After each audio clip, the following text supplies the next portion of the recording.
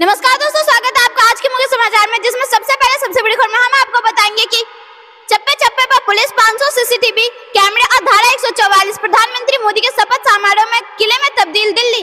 दूसरी बड़ी खबर में हम आपको बताएंगे देश के 18वीं लोकसभा का पहला सत्र 15 जून के आसपास शुरू होने की संभावना।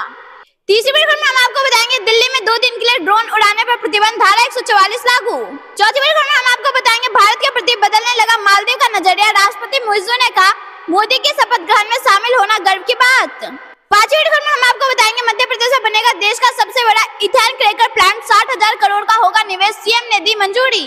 जी हाँ दोस्तों, इसी प्रकार की कई खबरों को बताएंगे विस्तार से, लेकिन उससे पहले अगर आपको भी प्रधानमंत्री मोदी पर पूरा भरोसा और आप भी ऐसा मानते हैं कि प्रधानमंत्री मोदी के नेतृत्व में देश चल रहा है विकास की राह पर, तो वीडियो ही जलाकर कमेंट में लिखिए जय हिंद जय भारत। रुक करते पहली बड़ी खबर की तरफ।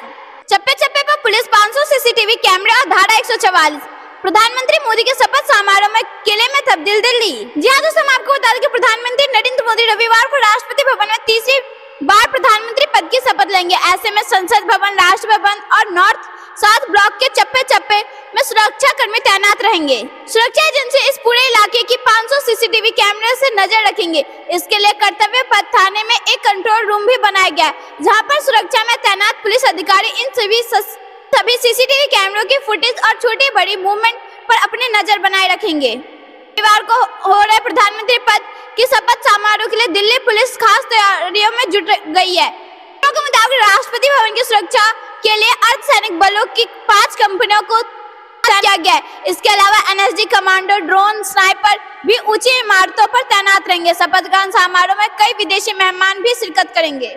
आप ऐसा मानते हैं प्रधानमंत्री मोदी के नेतृत्व में भारत चलेगा विकास की राह पर, तो वीडियो ही लाइक और कमेंट में अपनी राय जरूर बताइए। बड़ी खबर की तरफ। देश के 18वीं लोकसभा का पहला सत्र 15 जून के आसपास शुरू होने की संभावना।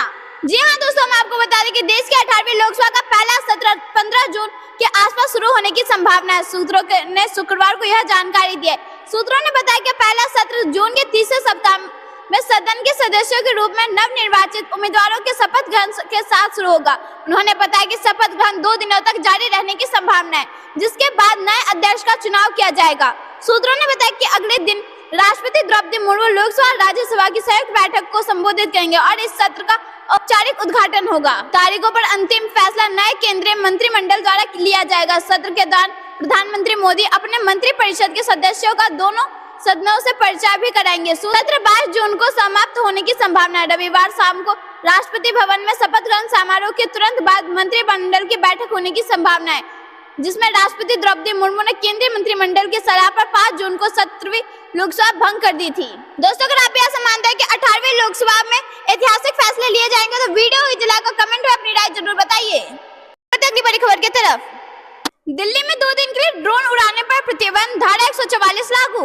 जी हाँ दोस्तों, हम आपको बता दें कि नरेंद्र मोदी तीसरी बार 9 जून को प्रधानमंत्री पद की शपथ लेने वाले हैं। शुक्रवार शाम जैसे ही शपथ ग्रहण की तारीखों पर मोहर लगेगी, दिल्ली पुलिस इस शपथ ग्रहण समारोह की तैयारियों में जुट गई है। दिल्ली पुलिस ने शपथ ग्रहण समारोह की सुरक्षा को ध्यान में रखते हुए दिल्ली में 2 दिनों के लिए ड्रोन उड़ाने पर प्रतिबंध लगा दिया। दिल्ली पुलिस की ओर से मिली जानकारी के अनुसार दिल्ली में 2 दिन के लिए ड्रोन, पैराग्लाइडर्स या ऐसी कोई भी चीजें उड़ाने पर पाबंदी लगा दी गई है। 9 जून और 10 जून के लिए यह पाबंदी लागू होगी। इसके साथ ही धारा 144 भी लागू कर दी गई है। दिल्ली पुलिस कमिश्नर संजय अरोड़ा की ओर से यह आदेश जारी किया गया है। प्रधानमंत्री नरेंद्र मोदी के 9 जून को शपथ ग्रहण समारोह के लिए बहुस्तरीय सुरक्षा व्यवस्था की गई है और राष्ट्रपति भवन की सुरक्षा के लिए अर्धसैनिक बलों की 5 कंपनियां तैनात है। दोस्तों, अगर आप ऐसा मानते हैं कि प्रधानमंत्री मोदी के नेतृत्व में भारत जल्द बनेगा दुनिया की तीसरी बड़ी इकोनॉमी, तो वीडियो ही जलाकर कमेंट अपनी राय जरूर बताइए। रुक करते अगली बड़ी खबर की तरफ। भारत के प्रति बदलने लगा मालदीव का नजरिया, राष्ट्रपति मुइज्जू ने कहा मोदी के शपथ ग्रहण में शामिल होना गर्व की बात। जी हाँ दोस्तों, हम आपको बता दें कि नरेंद्र मोदी रिकॉर्ड तीसरी बार भारत के प्रधानमंत्री बनने जा रहे हैं। इससे भारत की धाक दुनिया के तमाम देशों पर बढ़ने लगी है। अब भारत से दुश्मनी ठानने वाला मालदीव का नजरिया भारत के प्रति बदलता हुआ दिख रहा है। प्रधानमंत्री मोदी ने मालदीव के राष्ट्रपति मोहम्मद मुइज्जू को भी अपने शपथ ग्रहण समारोह में शामिल होने का न्योता भेजा है, जिसे मुइज्जू ने स्वीकार भी कर लिया है। इसके बाद मुइज्जू का पहला रिएक्शन सामने आया है। राष्ट्रपति मुइज्जू ने शनिवार को कहा कि प्रधानमंत्री नरेंद्र मोदी के शपथ ग्रहण समारोह में शामिल होना उनके लिए सम्मान की बात होगी। राष्ट्रपति मुइज्जू ने यह भी कहा कि ऐतिहासिक अवसर पर भारत की उनकी यात्रा से परिलक्षित होगा। कि द्विपक्षीय संबंध सकारात्मक दिशा में बढ़ रहे हैं। नई दिल्ली में प्रधानमंत्री मोदी के शपथ ग्रहण समारोह में शामिल होने के निमंत्रण स्वीकार करने के बाद मुइज्जू की यह टिप्पणी आई है। दोस्तों, अगर आप ऐसा मानते हैं कि प्रधानमंत्री मोदी के नेतृत्व में भारत की धाक दुनिया के तमाम देशों में बढ़ रही है, तो वीडियो जलाकर कमेंट अपनी राय जरूर बताइए। रुक करते अगली बड़ी खबर की तरफ। मुझे लगा कि विपक्ष ईवीएम की सब यात्रा निकालेगा, लेकिन 4 जून की शाम उन्होंने घोषणा बंद कर दिया। नरेंद्र मोदी का विपक्ष पर हमला। जी हाँ दोस्तों, हम आपको बता दें कि प्रधानमंत्री नरेंद्र मोदी ने शुक्रवार को इलेक्ट्रॉनिक वोटिंग मशीन यानी कि ईवीएम के बारे में संदेह जताने के लिए विपक्ष पर हमला किया और कहा कि वो चाहते हैं कि लोग लोकतंत्र और लोकतांत्रिक प्रक्रिया में विश्वास करना बंद कर दे। समाचार वेबसाइट के अनुसार प्रधानमंत्री मोदी ने नए सांसदों को संबोधित करते हुए कहा, विपक्ष के लोगों ने यह सुनिश्चित किया था कि लोग भारत के लोकतंत्र और लोकतांत्रिक प्रक्रिया में विश्वास करना बंद कर दे। उन्होंने लगातार ईवीएम का दुरुपयोग किया। मुझे लगा था कि वे ईवीएम की सब यात्रा निकालेंगे, लेकिन 4 जून की शाम तक ईवीएम को उन्होंने घोषणा बंद कर दिया। प्रधानमंत्री मोदी ने कहा कि यह भारत के लोकतंत्र की ताकत है, इसकी निष्पक्षता है। मुझे उम्मीद है कि 5 साल तक ईवीएम के बारे में सुनने को नहीं मिलेगा। 2029 में शायद वे फिर ईवीएम का राग अलापेंगे। देश उन्हें कभी माफ नहीं करेगा। प्रधानमंत्री मोदी ने ईवीएम में पारदर्शिता के बारे में चुनाव आयोग और सुप्रीम कोर्ट से शिकायत करने के लिए विपक्षी भारतीय राष्ट्रीय विकासात्मक समावेशी गठबंधन यानी कि इंडिया गठबंधन पर हमला बोला। प्रधानमंत्री मोदी ने कहा कि उन्होंने चुनाव आयोग के काम में बहुत हस्तक्षेप किया। सुप्रीम कोर्ट के बाहर केवल एक ही पार्टी थी जिन्हें लोकतंत्र पर भरोसा नहीं है। उन्हें चुनावी प्रक्रिया को रोकने के लिए सुप्रीम कोर्ट का इस्तेमाल किया। आप ऐसा मानते कि विपक्ष लोकतंत्र और लोकतांत्रिक प्रक्रिया में विश्वास बंद कराना चाहती है, तो वीडियो जलाकर कमेंट अपनी राय जरूर बताइए। अगली बड़ी खबर की तरफ। संसद की सुरक्षा में सेठ की बड़ी कोशिश नाकाम, 3 आरोपी गिरफ्तार। जी हाँ दोस्तों, हम आपको बता दें कि संसद की सुरक्षा में सेंध की बड़ी कोशिश को सुरक्षा बलों ने विफल कर दिया है।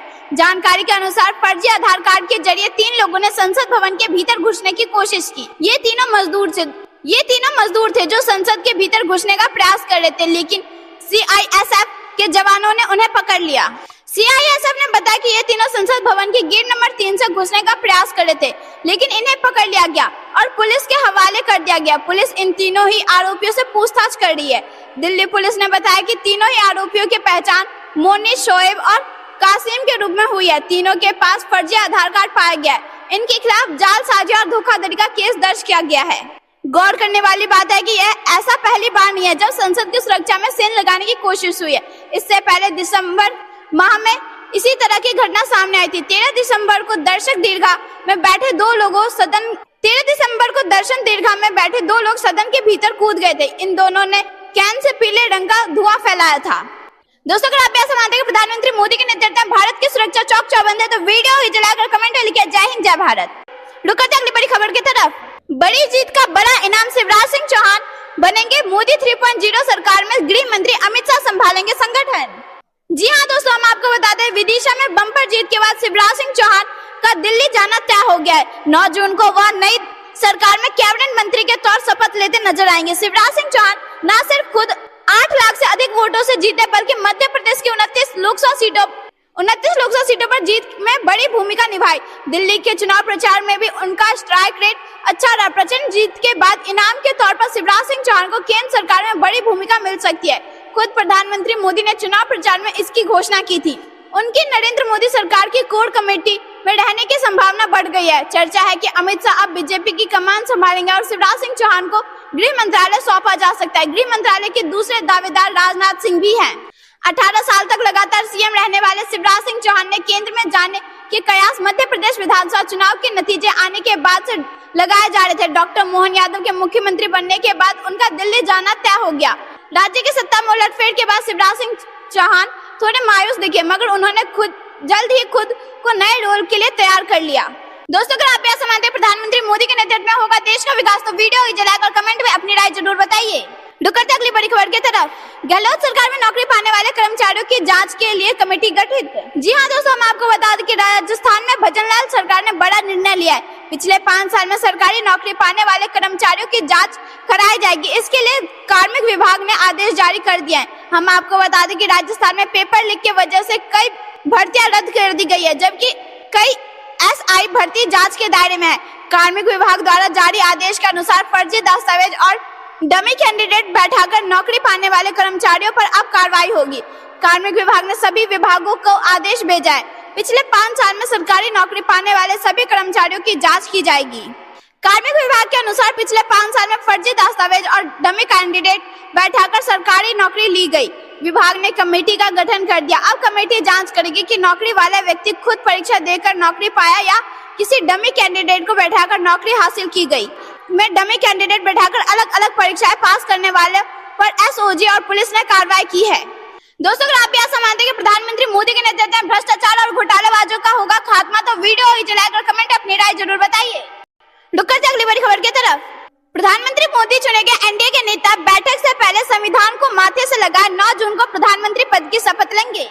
जी हां दोस्तों, हम आपको बता दें कि भारतीय जनता पार्टी यानी कि भाजपा के वरिष्ठ नेता नरेंद्र मोदी ने शुक्रवार को राष्ट्रीय जनतांत्रिक गठबंधन यानी कि एनडीए संसदीय दल की बैठक में शिरकत की। इस दौरान उन्होंने भारत के संविधान को अपने माथे से लगाया। इसके बाद उन्हें सर्वसम्मति से राजग संसदीय दल का नेता चुन लिया गया। इसके बाद राजग के नेता राष्ट्रपति द्रौपदी मुर्मू से मिलकर सरकार बनाने का दावा पेश करेंगे।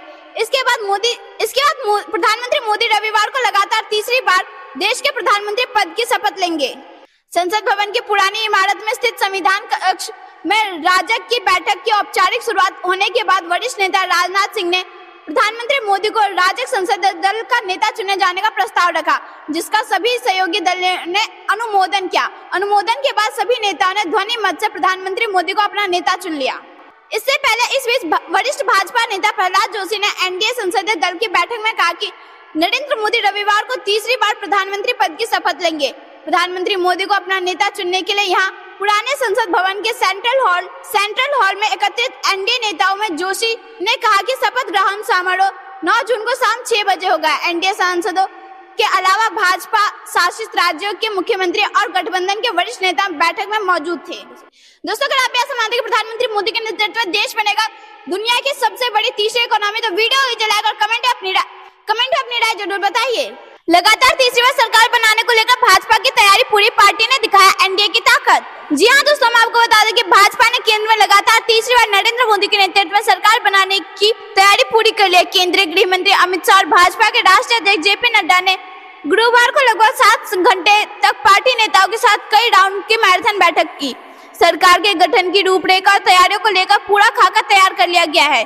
विपक्षी दलों के तमाम दबाव के बीच भाजपा ने शुक्रवार को एनडीए की ताकत दिखाने की भी तैयारी पूरी कर ली। लोकसभा चुनाव में 293 सीटों पर जीत हासिल कर एनडीए को बहुमत के लिए जरूरी 272 सांसदों के आंकड़े से काफी ज्यादा है, लेकिन भाजपा ने इस आंकड़े को भी बढ़ाने की तैयारी कर ली है।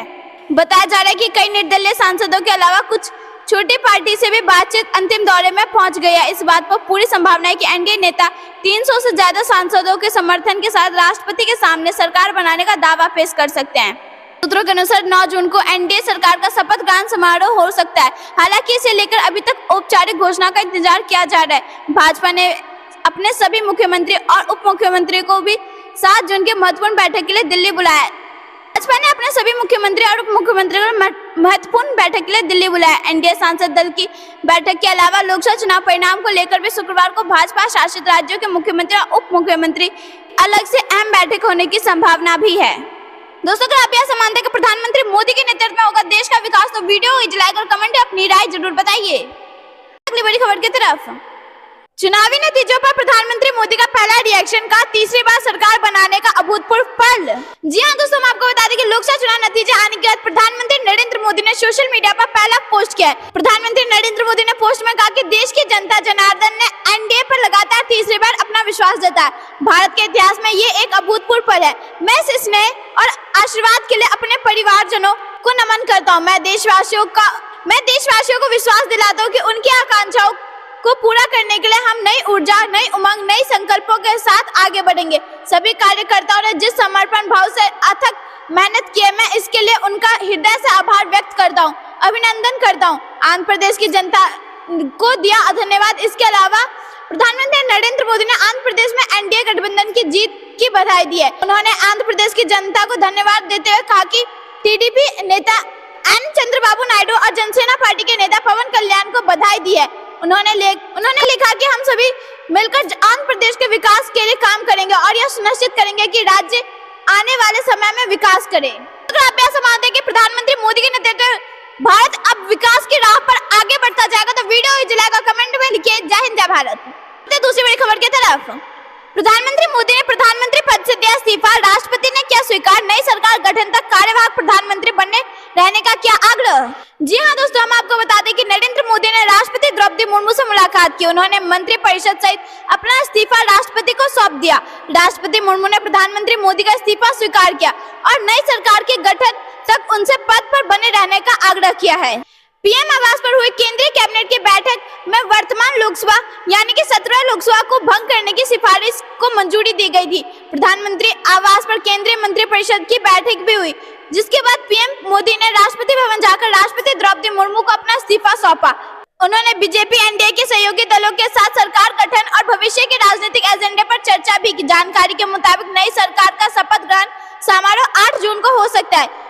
मंगलवार को आए चुनावी नतीजों में एनडीए को बहुमत मिला है, लेकिन चुनावी नतीजों ने बीजेपी के सहयोगी चंद्रबाबू नायडू के टीडीपी और नीतीश कुमार के जेडीयू की भूमिका को महत्वपूर्ण बना दिया है। दोस्तों, अगर आपको भी ऐसा लगता है कि प्रधानमंत्री मोदी 8 जून को फिर से ले रहे शपथ तो वीडियो हुई जलाकर कमेंट में अपनी राय जरूर बताइए। रुक करते अगली बड़ी खबर की तरफ, उत्तराखंड की 5 सीटों पर बीजेपी की जीत, देवभूमि में दिखा प्रधानमंत्री मोदी और सीएम धामी का जलवा। जी हां दोस्तों, हम आपको बता दें कि उत्तराखंड की 5 लोकसभा सीटों पर बीजेपी ने जीत दर्ज कर फिर से इतिहास रच दिया। सीएम धामी के नेतृत्व में बीजेपी ने फिर से इतिहास दोहराया है। देवभूमि में प्रधानमंत्री मोदी और सीएम धामी की केमिस्ट्री का असर साफ दिखा। बीजेपी ने सीएम धामी के नेतृत्व में देवभूमि उत्तराखंड में 100% स्ट्राइक रेट के साथ तीसरी बार भगवा परचम लहराया है। सीएम धामी ने उत्तराखंड की 5 सीटों पर जमकर प्रचार किया था, जिसका नतीजा यह हुआ कि 5 सीटों पर जीत हुई। उत्तराखंड में मुख्यमंत्री पुष्कर सिंह धामी के नेतृत्व में भारतीय जनता पार्टी ने 5-0 से परचम लहराया। सीएम धामी ने एक बार फिर अपनी कुशल चुनावी राजनीति और चुनाव प्रबंधन क्षमता को साबित कर दिया है। गौरतलब है कि मुख्यमंत्री धामी ने उत्तराखंड की 5 सीटों पर प्रत्याशियों के समर्थन में जोरदार प्रचार किया था। मुख्यमंत्री धामी ने कहा कि प्रधानमंत्री मोदी का उत्तराखंड के प्रति विशेष लगाव है तथा देवभूमि प्रधानमंत्री मोदी के दिल में बसता है, जिसके फलस्वरूप उन्होंने 2 लाख करोड़ से अधिक की योजनाओं की स्वीकृति उत्तराखंड को प्रदान की। अगर आपको भी ऐसा लगता है प्रधानमंत्री मोदी के शपथ ग्रहण करने के बाद से देश की हर जनता को मिलेगा प्रधानमंत्री की सारी योजनाओं का लाभ, वीडियो जलाकर कमेंट अपनी राय जरूर बताइए। बड़ी खबर की तरफ, चीन ने जीत पर प्रधानमंत्री मोदी को दी बधाई, का संबंधों में करेंगे सुधार, भारत के साथ काम करने का भी तैयार। जी हां दोस्तों, हम आपको बता दें कि बुधवार को चीन ने भाजपा के नेतृत्व वाली एनडीए सरकार की जीत पर प्रधानमंत्री नरेंद्र मोदी को बधाई दी। उन्होंने बधाई देते हुए कहा कि वह द्विपक्षीय संबंधों के समग्र हितों को ध्यान में रखते हुए भारत के साथ काम करने के लिए तैयार है। मंगलवार को भारत में हुए लोकसभा चुनाव के परिणाम चुनाव आयोग द्वारा जारी किया गया। इस पर चीनी विदेश मंत्रालय के प्रवक्ता माओ निंग ने कहा कि भारत में के लोकसभा चुनाव में भाजपा की जीत पर प्रधानमंत्री नरेंद्र मोदी की जीत हुई है, उन्हें बहुत बहुत बधाई। उन्होंने यह भी कहा कि भारत के साथ रिश्ते मजबूत करना चाहते हैं। दोनों देशों के बीच मजबूत और स्थिर संबंध दोनों देशों के हित के लिए आवश्यक है। देश में शांति और विकास के लिए यह जरूरी है। माओ ने कहा कि चीन दोनों देशों के हित को देखते हुए भारत के साथ काम करने के लिए तैयार है। उन्होंने कहा कि भविष्य को देखते हुए द्विपक्षीय संबंधों को स्थिर ट्रैक पर आगे बढ़ाना चाहते हैं। आपको बता दें कि पैंगोंग तोसो झील क्षेत्र में हिंसक झड़प के बाद 5 मई 2022 को पूर्वी लद्दाख सीमा गतिरोध शुरू होने के बाद से दोनों देशों के बीच व्यापार को छोड़कर संबंध कमजोर हो गए थे। गतिरोध को हल करने के लिए दोनों पक्षों ने अब तक कोर कमांडर स्तर की 21 दौर की वार्ता की है। ऐसा मानते हैं कि मोदी 3.0 में भारत रचेगा नया इतिहास। तो वीडियो जलाएगा, कमेंट में अपनी राय जरूर बताइए। खबर की तरफ, तीसरी बार एनडीए सरकार शपथ ग्रहण की आ गई तारीख, 8 जून को प्रधानमंत्री पद की शपथ ले सकते हैं नरेंद्र मोदी। जी हां दोस्तों, हम आपको बता दें कि लोकसभा चुनाव में एनडीए को बहुमत मिला है और तीसरी बार सत्ता बनाने जा रहा है। नई सरकार शपथ ग्रहण की तारीख और समय भी, लोकसभा चुनाव में एनडीए को बहुमत मिला है और तीसरी बार सत्ता बनाने जा रहा है। नई सरकार के शपथ ग्रहण की तारीख और समय भी मुकर्रर हो गया है। सूत्रों का कहना है कि प्रधानमंत्री नरेंद्र मोदी का शपथ ग्रहण समारोह 8 जून की शाम को हो सकता है। इसे लेकर तैयारियों पर मंथन तेज हो सकता है। नई मंत्रिमंडल में चेहरे को लेकर सहयोगी दलों से बातचीत और बैठकों का दौर भी तेज हो गया है। संभव है कि 2-3 दिन में नामों का फाइनल। तीसरा प्रधानमंत्री पद की शपथ लेते हुए नरेंद्र मोदी के नाम एक नया रिकॉर्ड भी जुड़ जाएगा। वे देश के दूसरे ऐसे नेता बन जाएंगे जो लगातार तीसरा चुनाव जीते और देश के प्रधानमंत्री बने।